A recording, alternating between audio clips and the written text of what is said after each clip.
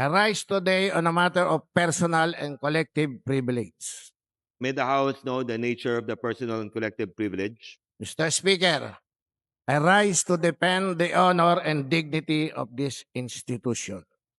The gentleman has 10 minutes. Please proceed. Thank you, Mr. Speaker. Last December 1, 2025, this House imposed a 60-day suspension upon Honorable Francisco A. Barsaga for serious violation of the House, with a stern warning that repetition of similar misconduct would merit more severe sanctions. Despite this, Congressman Barsaga has continued his defiance. Mr. Speaker, his defiance, these acts committed through his official congressional platforms flagrantly violate Section 141 or Rule 20 of our rules. Mr. Speaker, discipline without enforcement renders our authority meaningless.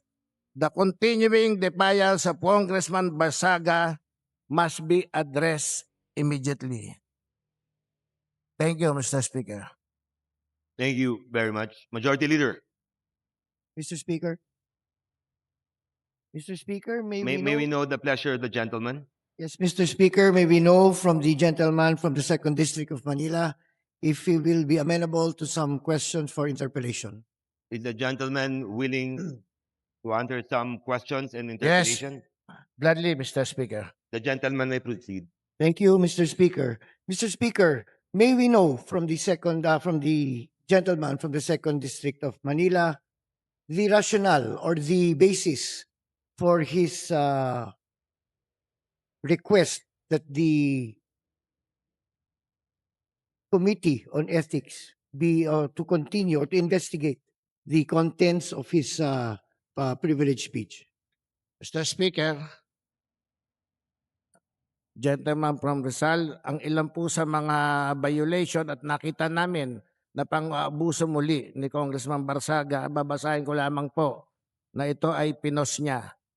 NUP congressman received bribes from Enrique Razon in various gatherings in Soler prior to the 2025 election in exchange for supporting Speaker Martin Romualdez.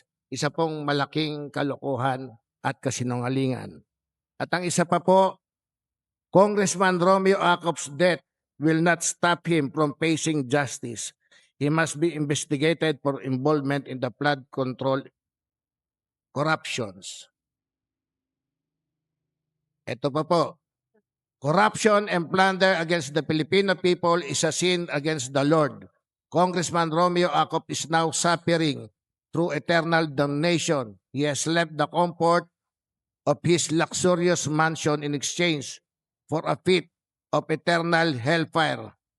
That is the fate of all corrupt politicians. Mr. Speaker, ako po'y naniniwala na hindi dapat at he violates yung kanyang suspension. So I move, Mr. Speaker, na sa susunod na committee hearing ng ethics, siya po ay mapatawan muli ng another 6 suspension without allowance and salaries. I move, Mr. Speaker.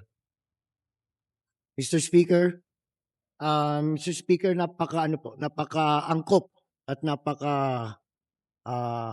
sariwa pa ang pagkayumao ng ating dating kasamahan ni si Congressman Romeo Acop at nabanggit ng kinatawan ng 2nd Distrito ng Maynila ang isa sa mga naging basihan niya para magsalita ngayong hapon ay ang mapahayag ng nasuspending kasamahan natin tungkol sa pagkatao ni Congressman Romeo Acop pagkatapos na po ng kanyang pagkayumao.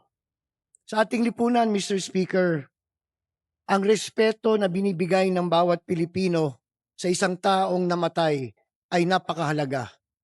Kumbaga, kapag isang tao ay yumao o namatay, naging kaugalian ng ating lipunan na yan ay no touch.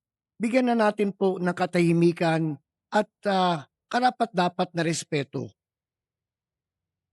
Wag na nating ungkatin pa kung ano pa ang nangyari sa isang taong na yumao na wala naman pong pinal na paghuhusga. At yung nabanggit po ng ng kinatawan ng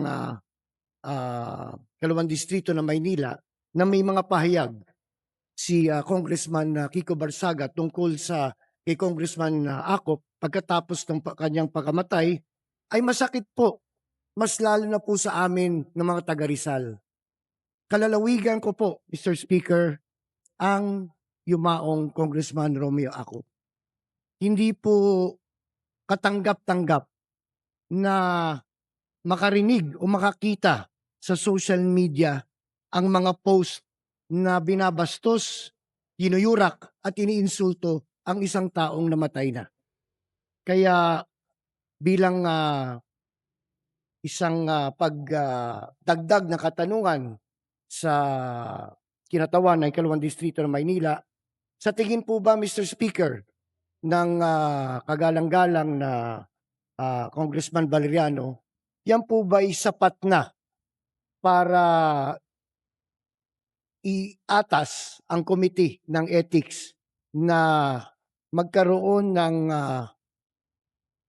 pag-imbestiga o pagsusuri sa mga nabanggit niyang mga gawain ng ating kasamahang Congressman Barsaga, Mr. Speaker?